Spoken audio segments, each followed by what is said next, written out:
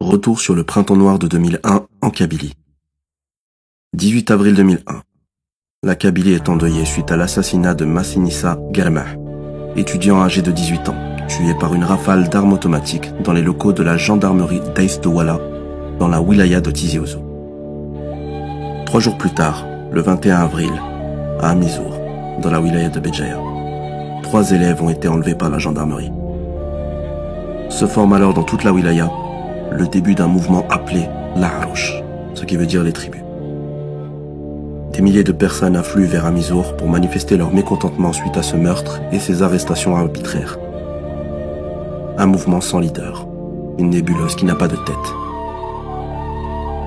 Les gendarmes ont alors reçu l'ordre de tirer à balles réelles sur les manifestants. On dénombre à ce jour-là une 40aine de morts et des centaines de blessés graves.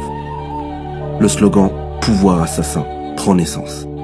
C'étaient les Kabyles contre le gouvernement, avec à sa tête Abdelaziz Bouteflika. Au début, les revendications des différentes coordinations sont particulièrement liées à l'urgence de la situation. Exigence d'une indemnisation et du statut de martyr aux victimes de la répression. Jugement des gendarmes coupables par des tribunaux civils. Les manifestations se font de plus en plus intenses et en mai 2001, on peut dénombrer 15 nouvelles personnes assassinées par la gendarmerie. Le 4 juin 2001 a lieu la première rencontre entre les tribus de toute la Kabylie. Ils organisent une longue marche à pied vers Alger qui aura lieu le 14 juin. Une lettre doit être remise au président Bouteflika, avec des revendications sans négociation possible. Voici les 15 revendications, dont certaines concernent toute l'Algérie. Une seule sera retenue et diffusée à la télévision.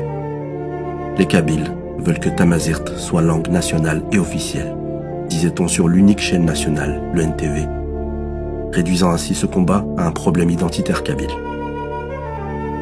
La répression, cette fois-ci, fait 8 victimes, assassinées par la gendarmerie, et pas moins de 130 personnes portées disparues.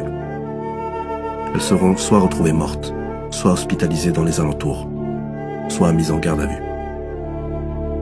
Pendant une année, les affrontements entre manifestants et gendarmes font rage.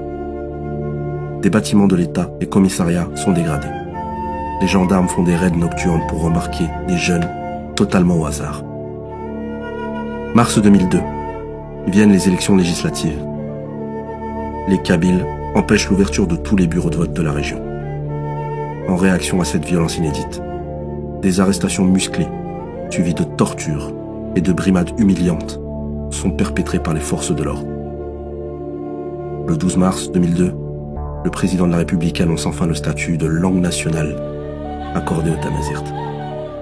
Mais il ajoute qu'elle ne sera jamais officielle. Les affrontements ne s'arrêtent pas.